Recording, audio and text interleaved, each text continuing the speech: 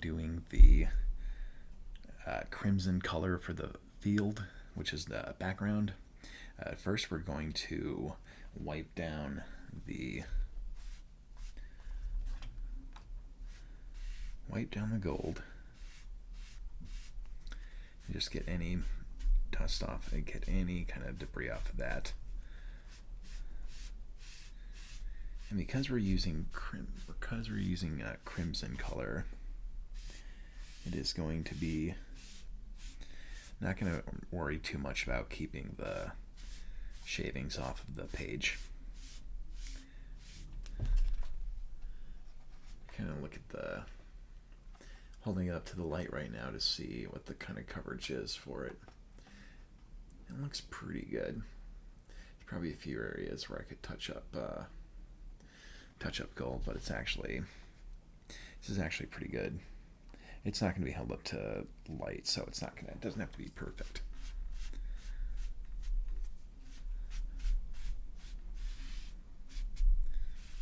I've actually been kind of excited to show you guys this. So this is actually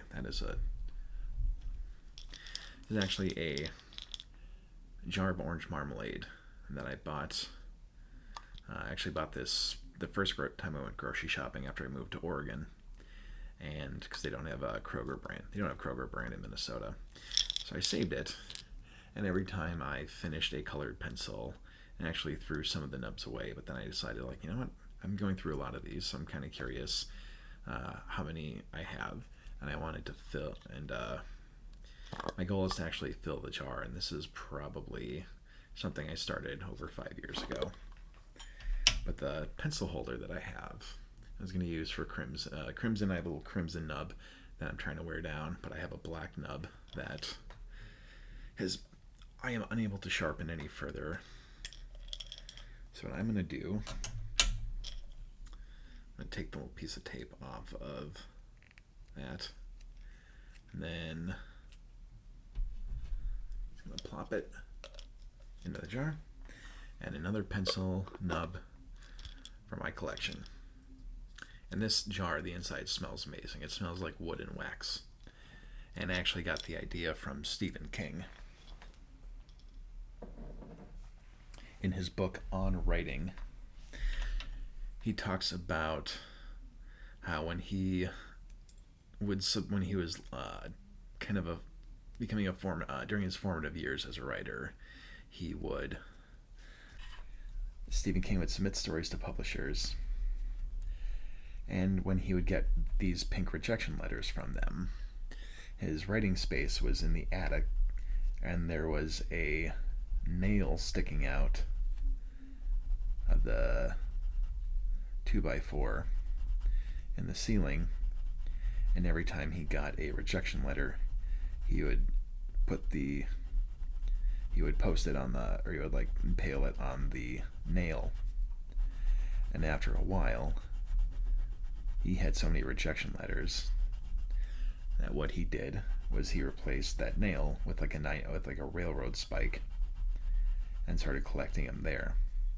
Because for him, the important thing wasn't so basically he took rejection letter, which is something most people wouldn't want to get, but he turned it into something that he wanted to collect. He wanted to see, he wanted to prove to himself that it was more important that he just submit as much as possible, not necessarily that he get something, get as much published as possible. Although, being published was his goal. I kind of had the same idea with the colored pencils. I think I've said earlier that when I started drawing banners, and this is going back 5 years ago now, my drawing skill was not nearly where it was today. And it was decent. I could do some kind of cartoony stuff, and it was passable. And I was still self-conscious about it. And I told one of the rules I had for doing these banners was, as long as they're presentable, as long as you can identify what the house is supposed to be, or as long as you can identify what the sigil is supposed to be, whether it's a lion or a dire wolf or a flayed man. That was actually the first one I ever did. The first one I ever did was House Bolton, and that was one of 3 houses that I did with Crayola skinny marker, and Bolton was almost embarrassing how bad it was, but it became a thing where I would have it hanging on my wall. And it was actually after I did hundreds of banners and got better, like the more I developed in skill, the more proud of that one I became, because it showed me, where I'd started. It was just kind of a reminder of where I had started. And so when I would do banners, it was just, I just wanted to do as many of them as possible. And one way to kind of keep track of that was to collect the pencil stubs once I got done using them. And there were times where when I was starting out, I didn't have the robust pencil collection I do now, and there was even a few times where, so for this one it's still it's getting pretty dull, so that's why I'm just kind of coloring in coloring large areas right here, not doing more of the detailed work. But there were times where I would run out of a pencil of a certain color, like crimson or gold or black. Those are really common ones. And I would go back into the marmalade jar, and I would find a color that I needed. Sometimes, like, if I just need a gold for a little bit of an area just to finish it off, I go find 3 or 4 gold stubs that were in there, and it worked. And it was kind of it was difficult sharpening them, for sure. The tips of my fingers, it was something where, like, that I had to just could barely grip onto the pencil.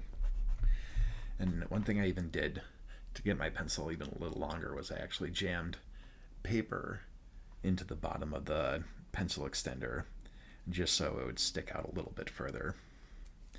And this pencil definitely needs a good sharpen.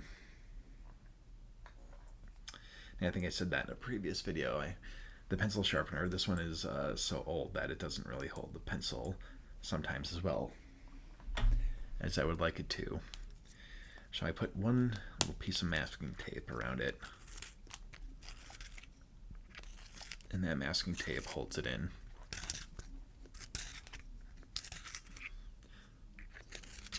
Pretty well. Give this a nice sharp point. Oh yeah, look at that.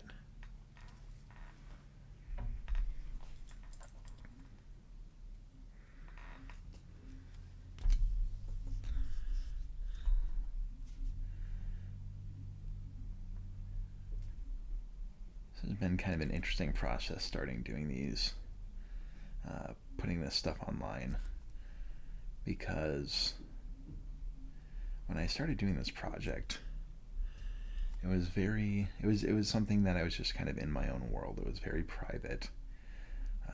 The banners didn't look right. Nobody had to see it but me. And for a long time, it was just like my roommates.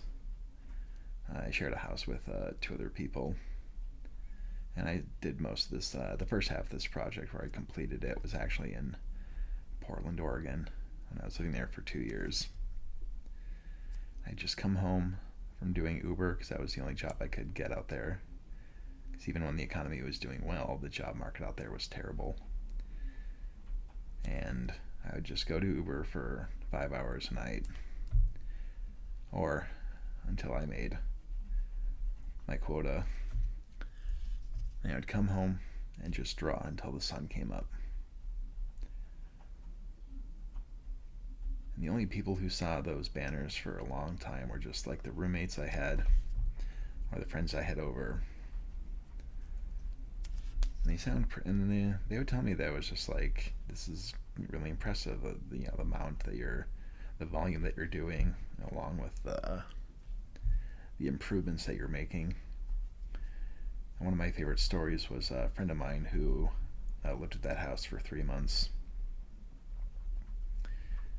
Told me said he was telling coworkers that he would go to bed about 11 o'clock at night.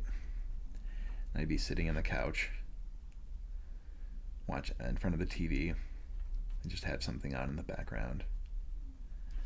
And he'd go to bed, and then he'd wake up at about 6:30 in the morning to go to work.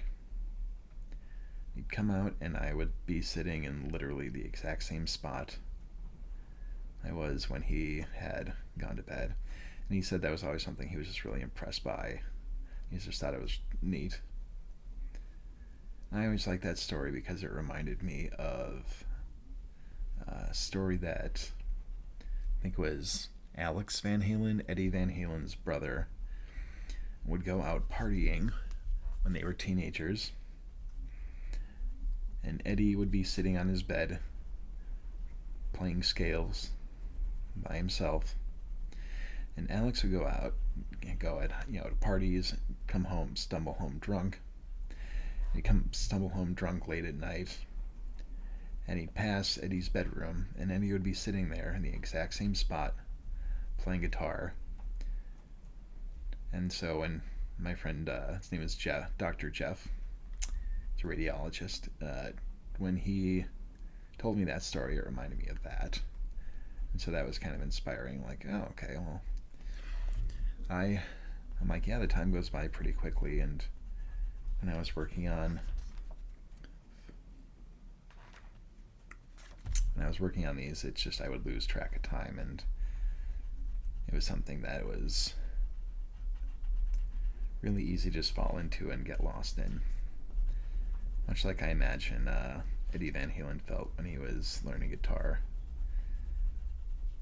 I actually heard a story about Dimebag Darrell, the guitarist for Pantera and Damage Plan.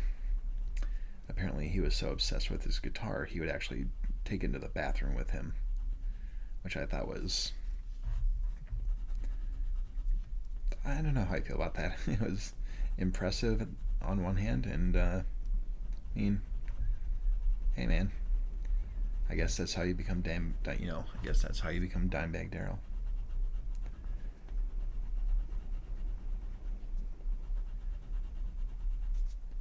One of the things I really liked about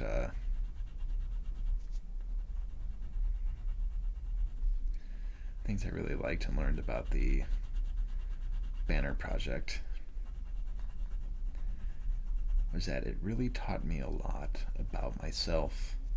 It taught me a lot about just kind of life in general. There's almost like this, they kind of borrow language from people in Portland, Oregon, and that part of the country. I was basically following my bliss, as they would say. And it was like the universe was kind of teaching me this lesson as I was doing it. The thing that I really enjoyed about my approach to it was, like Stephen King, my idea was like, just keep doing stuff. And if you can find a way to measure that, keep doing it. And so I would I'd finish a banner, and I would hang it on the wall. And I'd do another one, and I'd hang it on the wall. I'd do another, and I think the most I ever did in one night was like 5 banners. And each one took somewhere between, the time they took, I would say between like 2 to 3 hours, depending on the complexity of the banner.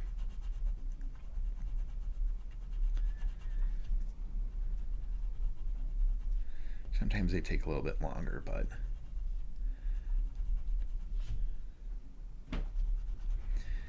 And so I think about that project and think about kind of the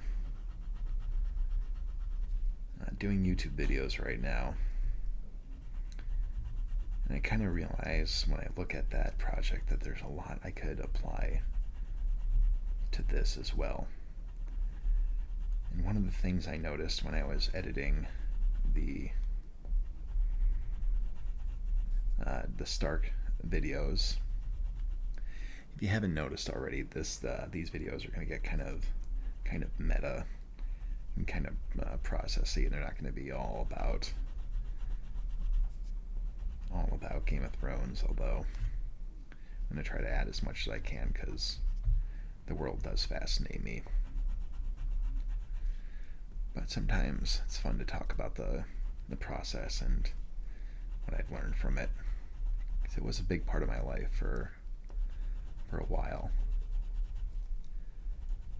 And when I was working on it originally, the idea was just like, no matter how bad it is or how bad you think it is, just finish and move on to the next one.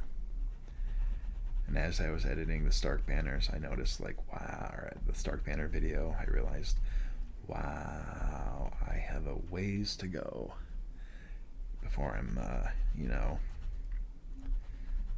before I have a ton of subscribers and a ton of views. But I didn't think that in a bad way, not in a detrimental way. I really like doing these videos. So far I've gotten one fan. I believe his name is Tim. He's commented on a couple videos. How's it going, Tim? Hope you're enjoying the Lannister video. And I am enjoying this so far. And the thing that's actually kind of difficult for me is, over the last few years, I've actually been kind of a internet hermit.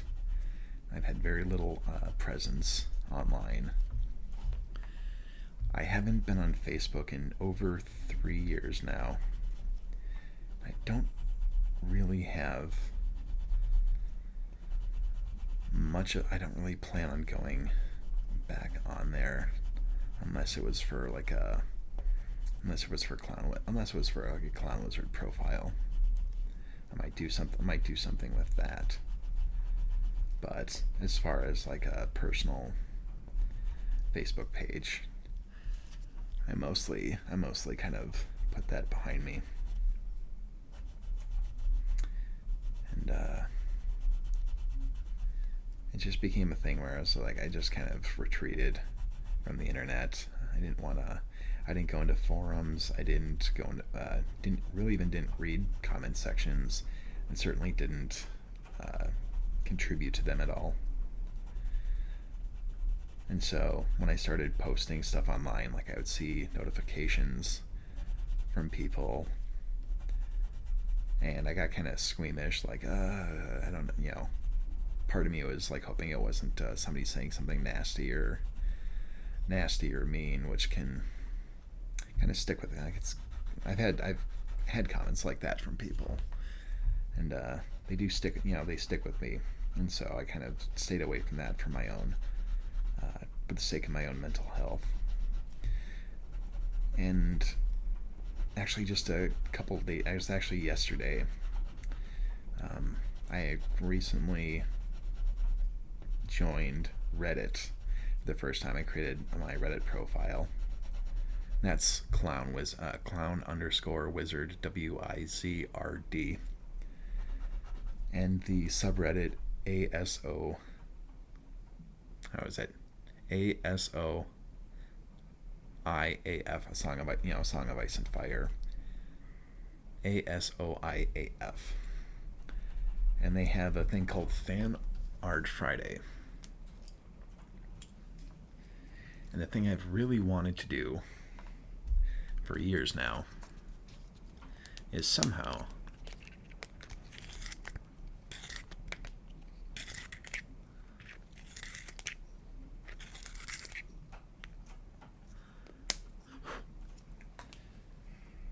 share this picture that I took. It was after I put it in the Stark video, but I'll show it here too. It was the first picture I ever took with all the right after I completed the final banner. So it was the first time I ever took a picture with every single known banner from Westeros, and I put them on my wall in my bedroom. And I really had to finagle it. Spend a few minutes kind of adjusting the banners because the camera was literally up in the corner of the room as high as it could go, near this like right near the ceiling. And I had to kind of like keep looking through the viewfinder and make sure each banner was visible. And when I finally got it, I took several pictures of it, set the timer on, would set the timer, go sit in the corner, flash the West Coast sign, which to me meant Westeros and win, and just several things, but mostly Westeros.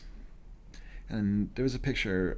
It's like one of my favorite pictures I've ever taken, just because of how immensely proud of it I am.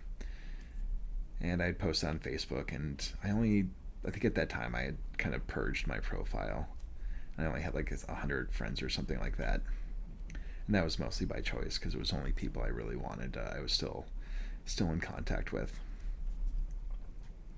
And a picture like that would get like maybe 20 likes or something. And so I was like, okay, 20 likes is 20 likes. It's not a lot. It's a few nice comments. And so recently, I kind of been going on to. I kind of got more into Reddit and kind of understood what was going on, and learned like, okay, you post something and people, upvote it or downvote it. They can comment on it. The thing I've been really impressed by is how much kinder and how much more positive the comments have been online than they used to be. So I remember back in prior to 2010, you couldn't go more than like 3 or 4 comments down into a comment thread without somebody screaming something about something racist or something fascist, and just diving into this rabbit hole of toxicity. And so I avoided comments in forums for a long time. So yesterday I actually posted that picture. I just called it, I think for a long time it was just called W is for Westeros. And I posted that, and I made the comment that I always imagined, I was describing Shield Hall. And Shield Hall is the great hall at Castle Black that has since been abandoned, because once the Night's Watch got shrank in size, it was big, it was drafty, it was hard to maintain, and so they just kind of abandoned it. But in its heyday, when a knight would take the Black, they would hang up their shield in Shield Hall.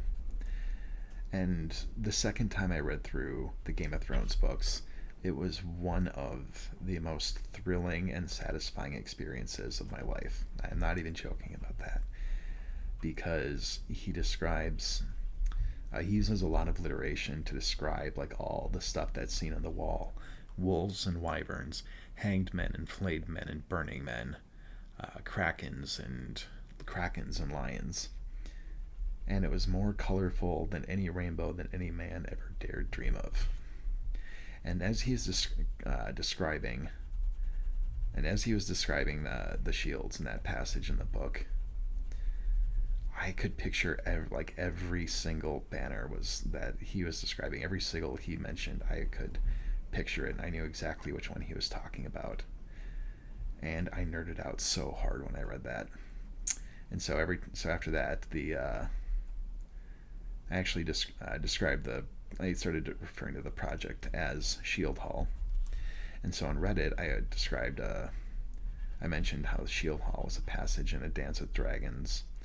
Described the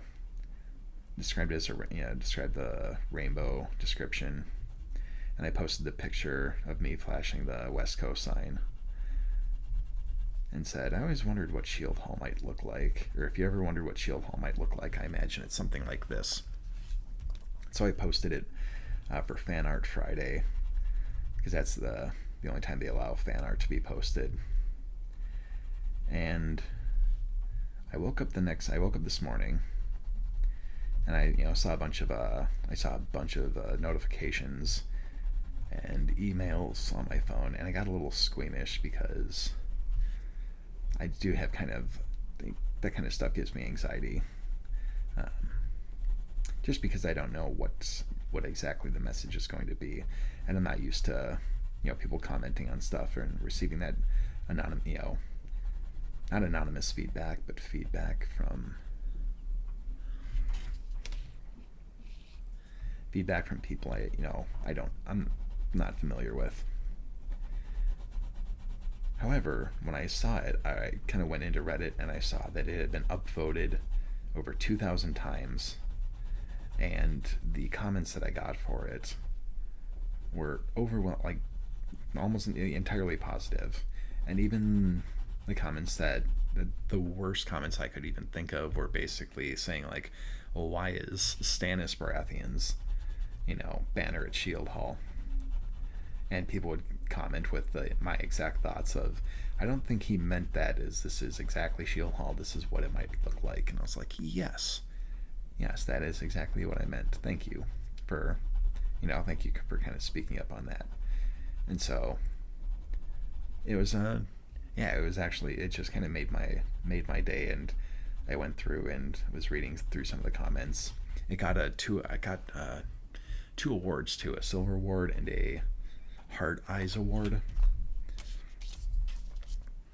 And so it looks like my isolation from the internet is something. It's hard to put myself out there, and especially because people could easily criticize something you do, especially when it's through the protective shield of distance of the internet. It's a lot easier to criticize someone when you don't have the risk of there's not a risk of getting punched in the face.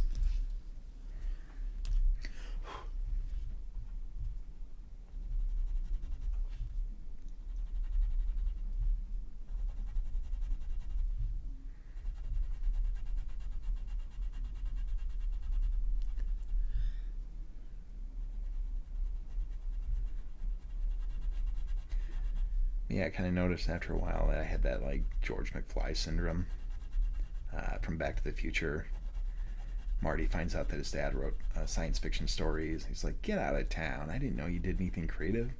Let me read one. Oh, no. I never let anyone read my stories. And he's like, why not? And he's like, oh, what if they say they're no good? What if they say I'm a failure? I just don't think I could handle that kind of rejection. And it wasn't until I was, in my 30s that I realized, oh man, I actually know exactly what he's talking about now. And it can be hard to put yourself out there, but that is kind of what it was kind of my intention with these videos is, sure, it's out there, sure, I could disable comments for these videos, but I decided not to, because I'm like, well, I have to take the good with the bad, and I'm sure there's more good out there, especially for ASMR videos. Most of the comments I've seen from people are pretty kind and pretty supportive, and even if they're not the most supportive, there's usually people out there who will say something in defense of you, which kind of cancels out the bad. So thank you to everyone out there who I actually sent an email or a message to the person who gave me that sent me that award. I was like, oh, that's my first Reddit award. Thank you very much. I'm glad you like it. And that kind of gave me a boost of confidence to put more stuff out there as well.